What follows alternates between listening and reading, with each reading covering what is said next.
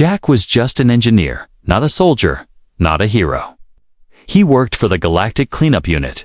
His job was simple: enter abandoned alien facilities after war and remove leftover tech. It was quiet work, lonely, but Jack liked it that way. No. One bothered him, and he didn't bother anyone, but today felt different.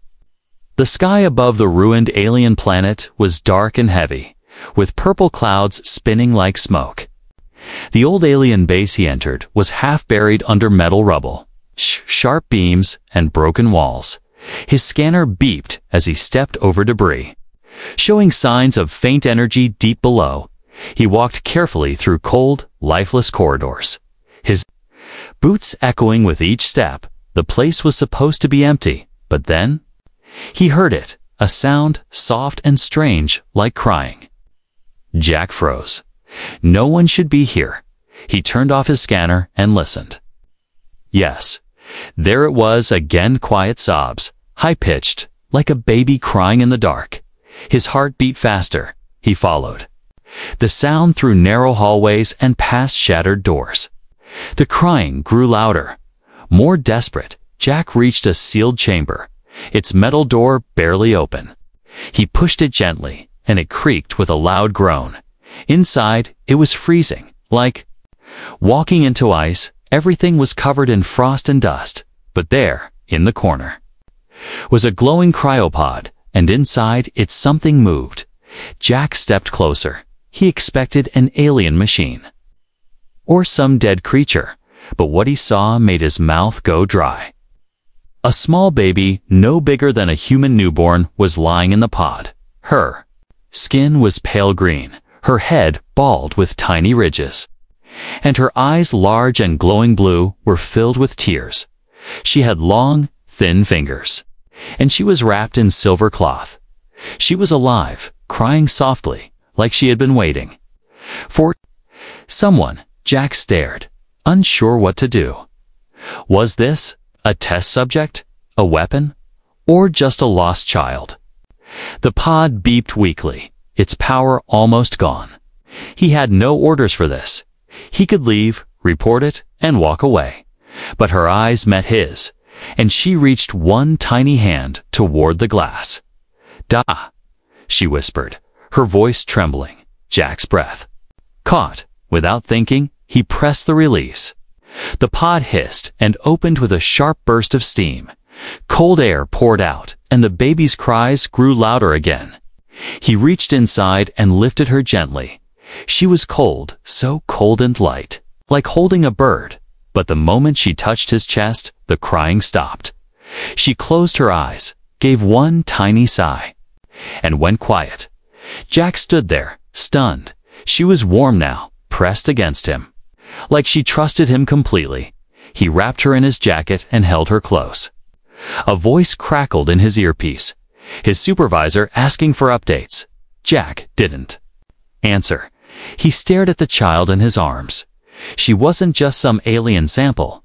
She was real, breathing, and peaceful. He left the chamber and walked quickly back to his ship. With every step, the weight in his chest grew. What would they do if he told them? Would they take her? Experiment on her? Kill her? No, he couldn't let that happen. Not after this. Not after she called him Da. He placed her gently in the co-pilot seat, and she curled up like a kitten. Jack took one last look at the ruined base, then closed the ship's hatch. His hands trembled slightly as he lifted off. The baby stirred, then grabbed his finger with surprising strength. A human engineer, an alien baby, and a bond that no one could understand, not yet, but this was only the beginning. And somewhere far across the stars, someone or something had just noticed her cry had stopped. Jack sat in the pilot seat of his small ship, hands tied on the controls. The baby girl, green-skinned, quiet now, was wrapped in his jacket, sleeping peacefully in the co-pilot seat. Her little fingers still clutched his thumb like it was the only thing keeping her safe. He looked at her and whispered, "What are you?" But deep in his heart, he already knew the answer. She was a baby, just a baby, and somehow, she had chosen him as his ship flew through the clouds of the ruined alien world. Jack activated the CUM system. He had no choice. He had to report this discovery. The screen lit up with the cold face of a uniformed officer commander, Hale. She stared at him sharply. "Status report, Jack." Jack cleared his throat. I found something at the old facility. What did you find?" Hale asked, her voice flat. "A child," he said slowly, "in a cryopod, still alive." There was silence on the line. Then, Hale's eyes narrowed. "Send visuals." Jack hesitated.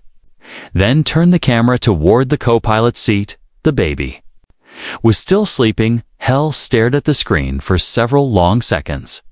Then her expression changed, not to surprise, not to concern, but to something colder. "That is not a child," she said. "She's alive." "She talks," she said a word. Jack replied quickly. "Still not a child," Hale repeated. "That's an illegal hybrid." Jack blinked, confused. "Hybrid?" "Yes," Hallie said sharply. "Half alien, half human. Impossible." Jack said, but deep down the thought made sense. The eyes, the voice, the way she reached for Hemet, felt. Human Hale didn't wait for more questions. "You will return to base immediately," she ordered. "Place the creature in stasis and wait for the collection unit." Jack's heart sank. What will happen to her? "That's not your concern," Hale snapped. "You are a cleanup tech.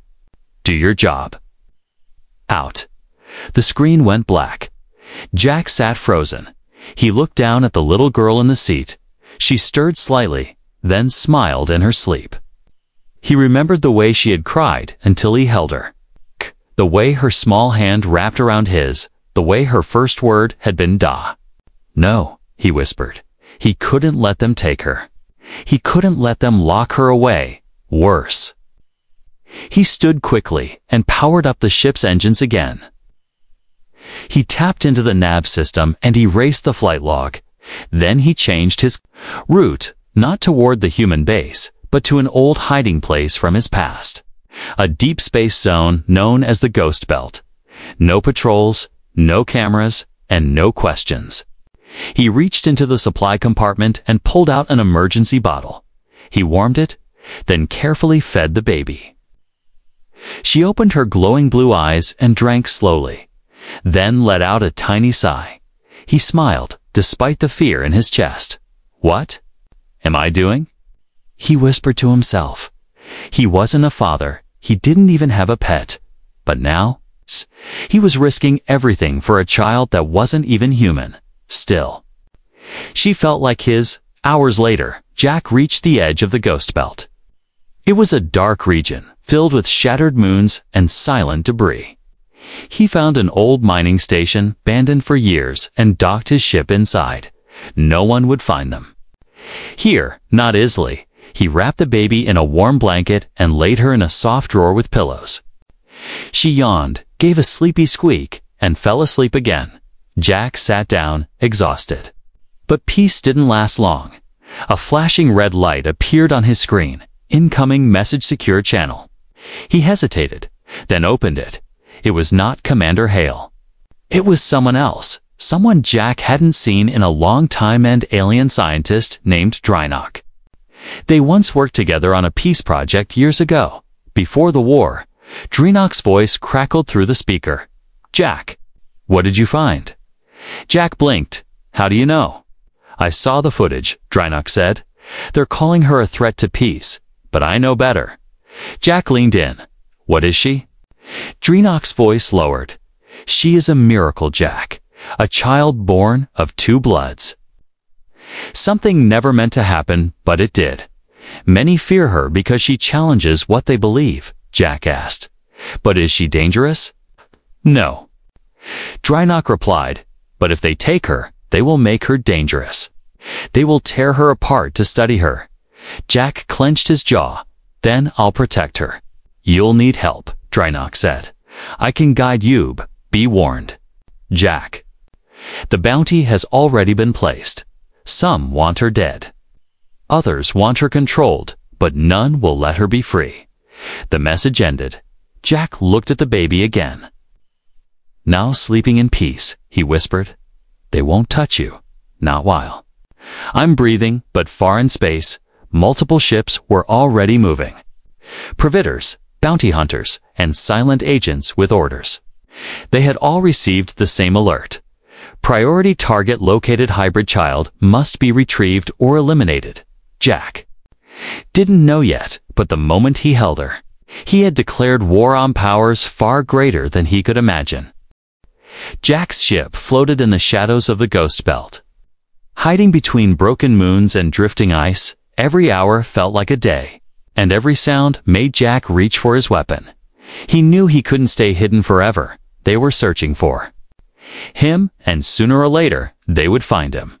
Lena, the alien baby, was growing fast. In just days, she had started walking small steps, speaking simple words, and even laughing.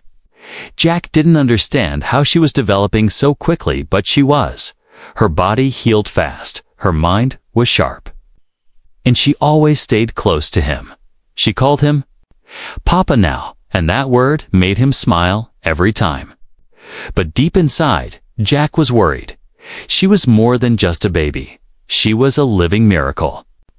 And powerful people wanted her gone. So Jack made a decision. He couldn't run anymore. He had to find a place where she could be safe, at least for a little while. He remembered a hidden place, an abandoned resistance base buried under a mountain. On the frozen planet Elaroni, the base had once belonged to humans and friendly aliens during the war. It was quiet, forgotten, and well protected without delay. Jack set the course. The journey took 2 days, and during that time, Lena asked questions. Why sky so dark? Why bad ships follow? Papa, we go home. Jack held her close and said softly, "We're trying to, baby. We're trying to." When they landed on Elaroni, snow covered everything. The wind howled outside like a wild beast. And sharp ice hit the ship's windows. Jack wrapped Lena in thick clothes, then carried her through the storm. He found the old entrance buried under a mountain of ice. He activated a hidden panel, and the door opened with a deep groan. Inside, the lights flickered on dim, but still working. The air was cold, but breathable. They were safe for now. Jack walked through the dusty halls, remembering the past. This was where soldiers once hid, where freedom fighters planned missions. Now it was silent, empty, waiting. He cleaned one of the rooms and made it a small home. Lena laughed as she played with tools and old wires. Jack cooked simple meals, fixed broken heaters, and created a warm place for them both. A week passed, then one day, a signal came through, faint, hidden in old frequencies. Jack checked it carefully, and to his surprise, it was a message from an old ally. Her name was Captain Yelna, a retired alien commander who once saved Jack's life. She had been living underground, helping refugees and orphans. Jack sent a secret message to her and waited. She arrived 2 days later in a rusty old transport ship. Her body was tall, with scales on her arms and sharp eyes that missed nothing. When she saw Lena, her eyes widened. "This is her." Jack nodded. "Her name is Lena." Yelna walked forward and knelt before the child. Lena tilted her head and touched Yelna's cheek. "Warm hands," she said softly. Yelna smiled. "She's special." Jack explained everything: the escape, the bounty, the test results. Yelna listened in silence, then finally said, "We must protect her." They agreed to bring in a small group of trusted people, doctors, scientists, old fighters. Each of them swore to keep Lena's secret. They repaired parts of the base, brought in supplies, and turned it into a real shelter. For a while, things were peaceful. Lena played with other children, learned to paint, to speak, even to sing. Jack watched her every day and felt something grow inside him: hope, but peace never lasts. One night, while Jack was checking the sensors, He saw an unknown ship entering orbit. It had no ID tag, no signal, and moved like a hunter. Jack's heart sank. "They found us," he whispered. He called Yelena at once, and she activated the base defense systems. They gathered the children and hid them in the deep tunnels. Jack held Lena close, his weapon ready. The ship landed quietly, not far from the base. Then came footsteps. 5 dark-armored bounty hunters appeared, scanning the area. One of them spoke. "We know you have the child human. Give her up, and no one gets hurt." Jack stood in front of the gate, not moving. "She's not going anywhere," he said firmly. The bounty hunter raised his blaster. "Then you'll die for her." Before he could shoot, a laser bolt struck his weapon and knocked it away. Yelena stepped out of the shadows with her own team. A quick and brutal fight followed. Yelena's team was skilled, but the bounty hunters were deadly. Jack fought like a man with nothing to lose because he had everything to protect during the fight. One of the hunters broke through and ran into the base. He found the children and Lena hiding behind a box. He raised his gun and then stopped. Lena's eyes glowed bright blue, and her tiny voice said, "Stop." The hunter froze. Like something had grabbed his mind, he dropped his weapon, knelt down, and then collapsed. Unconscious later, when the fight was over. Jack rushed in and held Lena tightly. She was safe, but something had changed. Yelena saw it too. "She did that?" Jack nodded slowly. "She didn't mean to, but she's growing stronger." Yelena looked serious. "We'll need to prepare," she said. "They'll come again stronger. Faster, more ruthless." Jack held Lena in his arms and whispered, "No matter who comes, I'll be here, because I'm her father." And far across the stars, the noble who had ordered the hunt received news of failure. He stared at the image of Lena, now updated, showing her glowing eyes. "And growing powers, she's awakening," he muttered. "Then we must act now." Jack didn't sleep that night. He sat by the soft drawer where the alien baby was resting. Watching her tiny chest rise and fall, the room was quiet, except for the hum of his ship's power system. He couldn't stop thinking about what Drynock had told him. A miracle, the alien had said. But miracles were rarely welcome in a galaxy ruled by fear. Jack opened his old contact list and searched for one named Dr. Mara Lynn. She was a human geneticist, someone he once worked with. If anyone could help him understand what the baby truly was, it was Mara. The message took 2 hours to reach her outpost. In that time, Jack gently bathed the baby, wrapped her in clean fabric, and fed her warm milk substitute. She didn't cry, not once, not when he held her. Not when he whispered soft words. She just looked up at him with those glowing blue eyes, calm and quiet. When Mara finally responded, her face appeared on the hall screen, older, tired, but still sharp. "Jack," she said, surprised. "Yeah," he answered softly. "I need help." He turned the camera slightly to show the baby in the background. Mara's mouth opened in shock. "Where did you find her?" Jack explained everything, how he discovered her in the ruined lab, how she cried until he held her, how Hale ordered her destroyed, and how he ran. Mara listened in silence. When he finished, she spoke slowly. "Jack, if what you're saying is true, then that child should not exist." "Why?" he asked. Mara took a deep breath. "Because human and alien DNA are not compatible, not naturally. Not even with tech. We tried for years to build peace between species, but the bodies wouldn't mix.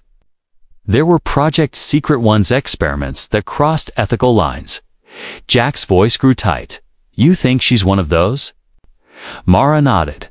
"She must have been created in a lab. Possibly bred by force." Jack felt sick hearing those words. He looked at the baby, so small, so innocent, and thought of the horror she must have come from.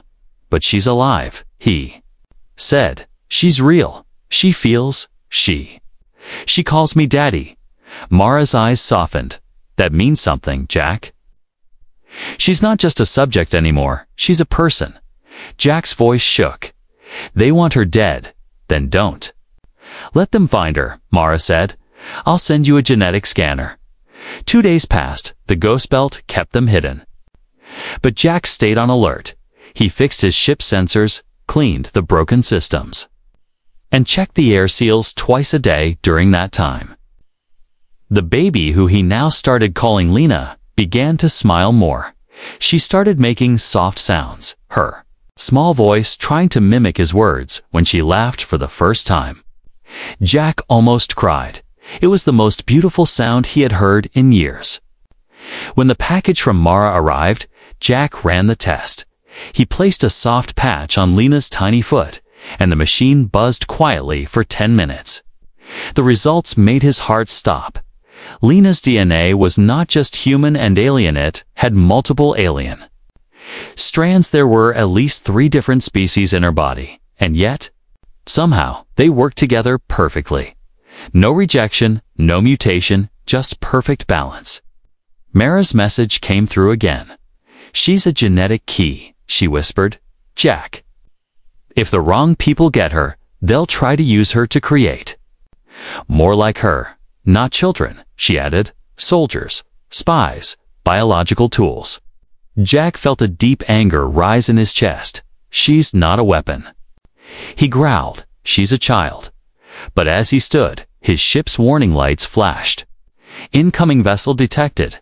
Jack grabbed his blaster and ran to the cockpit. A small bounty ship was entering the ghost belt, scanning slowly. It hadn't seen him yet, but it would. He turned off all lights and power. Putting the ship into full blackout mode, he picked up Lena, held her close to his chest, and sat quietly in the dark. She sensed the tension and clung to him without a sound. The bounty ship passed close, then paused for 10 long minutes. It hovered outside, searching. Jack didn't move, didn't breathe. Then, slowly, the ship drifted away. Once it was gone, he let out a long breath. Lena looked up at him and touched his cheek. Safe, she whispered. Jack nodded slowly, tears in his eyes. Yeah, baby girl. We're safe. For now. Later that night, Jack opened a hidden drawer under his control panel. Inside was a dusty locket. A photo of his sister, long dead in a transport crash. She had always wanted children. Jack never thought he'd be father, not like this, not ever, but now he was. He kissed Lena's forehead and whispered, I don't care what they say you are, you're mine, and far away. In a polished tower deep in the heart of the Androsian Empire, an alien noble stared at a hologram of the child. A servant whispered, the hybrid lives. The noble narrowed his eyes, then sent the hunters. He said coldly, she is not meant to exist. The snowstorm outside howled like a monster inside the underground base. Jack sat near the heater, holding Lena in his arms. She had fallen asleep after the battle, but her little hands still shook in her sleep. She had used some kind of power, something strange, something that even scared the enemy. Jack couldn't explain what he had seen. Lena had looked at the hunter and simply said, stop, and the man had collapsed like his body had been frozen. From inside, no tech, no weapon, just her voice. Yelna stood nearby, her sharp alien eyes watching the child. She is changing, she said softly. Jack nodded. She's growing stronger, but she's still just a kid. They didn't talk much after that. Everyone at the base was tense. The bounty hunters had been defeated, but just barely. And the people who sent them wouldn't give up so easily that night. Jack stayed awake, staring at the old ceiling. He held Lena close. Feeling her heartbeat, he whispered, I won't let them take you. Lena, never.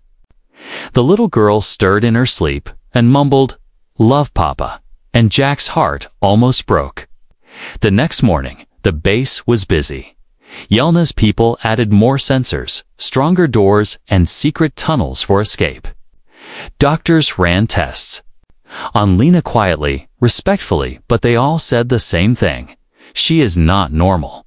She is evolving faster than any known species, and her voice is like a frequency weapon only alive. Jack didn't care what the test said. To him, she was just his daughter. But something else had changed in Lena. She began having dreams, strange ones, with lights and voices in her head. Sometimes she'd wake up crying, other times glowing. One morning, she told Jack something that made his blood run cold. "Big man with red eyes," she said, "he coming." Jack sat up straight. "What did you say?" "He want me," Lena said. "He?" "Watching." Always watching. Jack contacted Mara and Drynock at once. He sent them a copy of Lena's brain scans, voice recordings, and growth charts.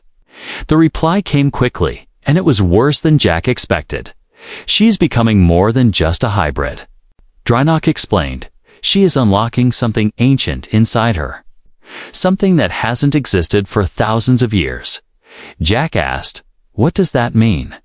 Mara answered slowly. "It means she may have access to powers connected to ancient alien bloodlines, powers that can command, control, even destroy with just sound." Jack closed his eyes. "Then that's why they want her." "Yes," Drynock said, "and they won't stop. Not until she's theirs." Jack didn't tell Lena. He just hugged her tighter that night, read her stories, and sang her lullabies. But deep in his heart, he knew peace was fading again. 3 days later, the worst happened. An explosion shook the base. The main gate collapsed, and smoke filled the hallways. Sirens screamed, children cried, and soldiers grabbed weapons. They were under attack. Again, Jack grabbed Lena and ran toward the lower tunnels. Yelna and her team stayed behind to fight, but this time, the attackers were faster, better trained, better armed. They weren't bounty hunters. They were elite shadow soldiers from the Androsian Empire, the same group that had created Lena in secret labs long ago. Jack fired his blaster down the tunnel. While holding Lena close, she was crying now, but not out of fear, of pain. Her head burned, her skin glowed, and her voice trembled. "Papa, my head. It hurts." Jack didn't know what to do. He stopped behind a wall, shielding her with his body. "Stay with me, Lena. It's okay." "I got you," he whispered. Then the shadow soldiers broke through. One aimed his weapon at the man. Fired, but before the blast could hit, Lena screamed, not in fear, not in pain, but in power. The sound that came from her mouth wasn't just a voice. It was a wave of força, deep, ancient echo that shook the walls and cracked the ceiling. The soldiers dropped to the ground instantly, their weapons breaking apart. The lights exploded, and the metal door melted like wax. Jack stared in shock as Lena floated inches above the ground. Glowing with bright blue light, her eyes were shining like stars. Her small arms stretched forward. "Go away," she cried, and just like that, everything went silent. When Jack ran forward, Lena collapsed into his arms. Her body was hot, but her heartbeat was strong. She was alive. She had saved them. Yelna arrived moments later, covered in dust and blood. She looked at Lena and whispered, "She's not a baby anymore. She's something new." Jack carried Lena to the medical bay. She was sleeping peacefully now, as if nothing had happened. He sat beside her and whispered, "You're my daughter, Lena, no matter what you are. And I will protect you, always, far away." On the burning moons of Andros Prime, the noble known as High Lord Exer watched the latest report. He saw the footage, Lena's power, her voice, her scream. "She has awakened," he said coldly. "She must be taken alive." He turned to his commander. "Prepare the royal fleet. If the humans won't give her up, we will burn the stars to take her." Snow still fell outside the mountain base, but inside, it was no longer silent. Repairs were happening in every hallway, and whispers of fear, passed from one mouth to another. Everyone had seen what happened, how the little alien child had screamed and defeated elite soldiers with nothing but her voice. She wasn't just a child now. She was something powerful, something unknown. Jack sat beside Lena in the medical room. She lay on a soft bed, sleeping peacefully again. Monitors beeped softly beside her, scanning her vitals. Her heart was strong, her body calm. But the energy readings from her cells were rising every hour. Dr. Mara appeared on the screen again. Her face serious. "She's changing, Jack." She said her DNA is still growing, still learning. "It's like she's building herself, step by step." Jack didn't speak. He looked at Lena's small hand, resting in his palm. "She's still just a little girl," he whispered. Mara nodded. "Yes, but the galaxy won't see her that way anymore. There's too much power in her now." Jack looked up, his eyes firm. "Then I'll protect her from the galaxy," Yelena entered the room quietly. She had fresh battle scars and tired eyes. "The council contacted me," she said. "They've seen the footage." Jack stood slowly. "What do they want?" "They want her moved," Yelena replied, "to a secure alien facility where they can study her carefully." "No," Jack said without a second thought. "She's not a weapon, and she's not a science project. She's my daughter." Yelena sighed. "Jack, I believe in you, but others won't. They fear her now. They think if you keep her, you'll bring a war." "Then let them try," Jack said, his voice low. "I won't give her up." Later that night, Lena woke up. She sat up slowly, rubbing her eyes. "Papa." Jack rushed to her side, smiling. "I'm here," he said gently. She looked scared. "Did I do something bad?" Jack hugged her tight. "No. Baby, you saved me. You saved everyone." Tears filled her glowing eyes. "I didn't want to hurt anyone," she whispered. Jack kissed her forehead. "You didn't," he said. "You protected us." The next morning, Jack got an unexpected message. It came from a place he'd never thought he'd hear from again, the royal court of Andros Prime. The message was from a royal alien figure, Lady Selna. She claimed to be the one who started the original hybrid project. The screen showed her graceful alien face, calm but unreadable. "Jack," she said, "we do not wish to harm the child." Jack folded his arms. "Then why send assassins?" Selna nodded slowly. "That was not my order," she said. "Others in the court fear what she is becoming, but I was her biological donor." Jack froze. "You're her mother." "In a way, yes," Selna said. "Her DNA is partly mine." Jack looked toward Lena's room, heart pounding. Selna continued. "I don't want to destroy want to keep her alive. But she must be taken away from Earth, from humans. She is too important." Jack's jaw tightened. "I've fed her, bathed her, held her when she cried," he said. "She called me Papa before she said anything else. She belongs with me." Selna's voice softened. "You care for her?" "Deeply. I love her," Jack said simply. "I choose to be her father not because of blood, but because she chose me to." Selna went quiet for a moment, then said something strange. "Then you must prove it. A final order is coming from the High Court," she warned. "They will send a royal fleet. Not to capture, but to erase everything." Jack's blood went cold. "Erase everyone who knows about her," Selna whispered. "You, the base, Yelena. Even me." Jack ended the call immediately. He ran to Yelena and explained everything. She didn't argue, didn't waste time, just started evacuating the base. The refugees and families were loaded into transports. The children were sent with guards to a safe world with new names and no records. Only Jack, Yelena, and a few fighters stayed behind with Lena. Jack knew what he had to do. He looked down at the little girl, who held a tiny drawing in her hand. A picture of her and Jack standing under a star. Hand in hand, he bent down and looked into her bright eyes. "Lena," he said softly, "you're going to go with Auntie Yelna for a while." The child frowned. "But you?" Jack forced a smile. "I have to make sure the bad people don't follow you, but I'll come back, I promise." Lena shook her head and held him tight. "No, Papa. I stay with you." Jack felt his heart cracking. He wanted nothing more than to stay with her forever. But if he didn't act now, she would never be safe again. He held her close, his voice shaking. "I love you more than anything. That's why I have to protect you even if it means—" Saying goodbye, Yelna gently took Lena's hand.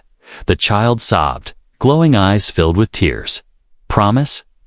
she whispered. Jack nodded. "Promise." As the transport rose into the sky with Lena on board, Jack stood alone. He watched the sky until the ship disappeared. He turned back to the base and armed every trap, every mine, every turret. Because now, Jack wasn't just a father. He was a shield, and if the royal fleet wanted Lena, they'd have to go through him first. The mountain base was quiet again. Too quiet. Jack sat alone in the control room. Watching dozens of blinking screens, Lena was gone, taken to safety by Yelna. The tunnels were empty, the bunks cold, and only the low hum of power systems filled the air. But Jack had no time to feel sad because the royal fleet was coming, and this time, they weren't sending bounty hunters, they were sending destroyers. Jack spent every hour preparing. He laid traps across the tunnels, hacked old war drones, and rewired the power grids. He knew he couldn't win. Not really, but he could slow them down, just enough to keep them away from Lena. As the days passed, he lived on protein bars and cold tea. He checked his rifle, loaded explosives, and wrote something on a small data chip. A message for Lena, just in case. "Dear Lena." It began, "If you're watching this, it means I didn't make it. But don't be sad, my brave girl, because being your papa was the best part of my life." He smiled sadly and saved the file. Then tucked the chip into a small necklace one Yelna promised to give Lena if anything happened. On the 5th day, the sensors lit up. The fleet had arrived. 3 royal destroyers hovered in orbit, their lights blinking like angry stars. One sleek black shuttle landed outside the mountain. The scanners showed heavy armor, 20 soldiers. And one tall figure in red armor. Jack stood, picked up his rifle, and whispered, "Let's finish this." The enemies broke into the base with force. The first wave hit a trappy electric wires, and collapsing tunnels slowed them down. The second wave entered a corridor filled with smoke and gas bombs. Jack fired from hidden corners, vanishing before they could see him. But they kept coming. Too many, too fast. One soldier reached the main hall, raised his blaster, but Jack appeared behind him, striking fast and hard. Another stepped forward. Jack rolled and dropped a plasma grenade. Boom! The dust shook the walls.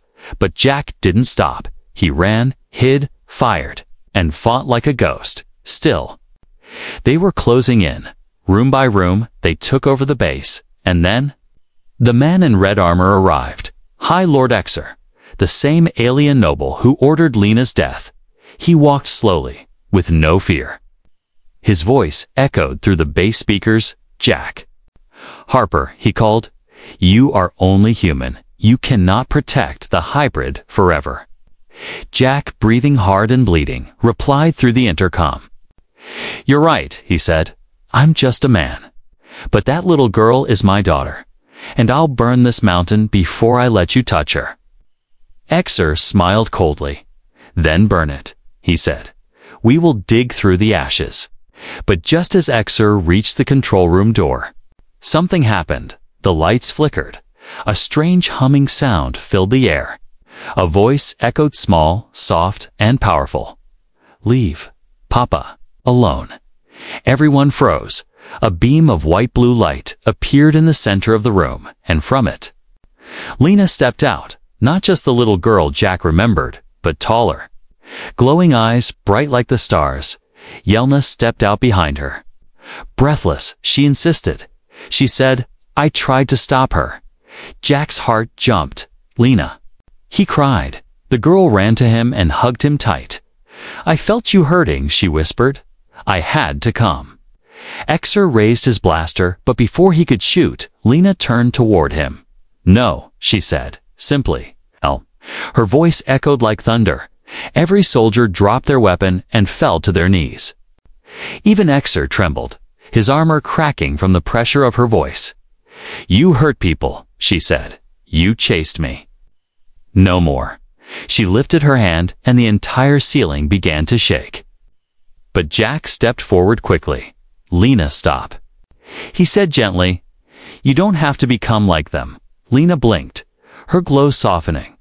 "But they wanted to hurt you." Jack knelt beside her, holding her hands. "They did," he said, "but you're not like them. You're better." She nodded slowly, then turned back to Exer. "You will leave," she said. "And never come back." Exer gasped for air. Holding his chest, he looked up at her, eyes wide with fear. Then he vanished in a blink, his ship forced into retreat by an invisible power. The soldiers, too, disappeared into fleeing transports. Within minutes, the mountain was quiet again. Jack looked around, shocked. "You did that?" he asked. Lena nodded shyly. "I didn't want to hurt anyone," she said. "I just wanted to protect you." Jack laughed through his tears and hugged her tight. "You're amazing," he whispered, "my girl." Later, they stood outside the mountain, snow falling softly around them. Yelena looked up at the sky. "They'll try again. Someday," she warned. Jack nodded. "Then we'll be ready." He looked down at Lena. She smiled and whispered, "Can we go home now?" "Papa?" He smiled back. "Yes, Lena, let's build a new one." And they did. They found a quiet moon, planted trees, raised animals. Jack taught Lena how to fly ships, cook food, and enjoy simple things. She painted stars on the walls, sang in both alien and human tongues, and every night she fell asleep with her head on his chest. She was a child born from war, built in secret, feared by many, but she was also something more. She was Lena Harper, daughter of a human who chose to love, protector of peace, and proof that even in the darkest parts of the galaxy, a child's voice and a father's heart could change everything.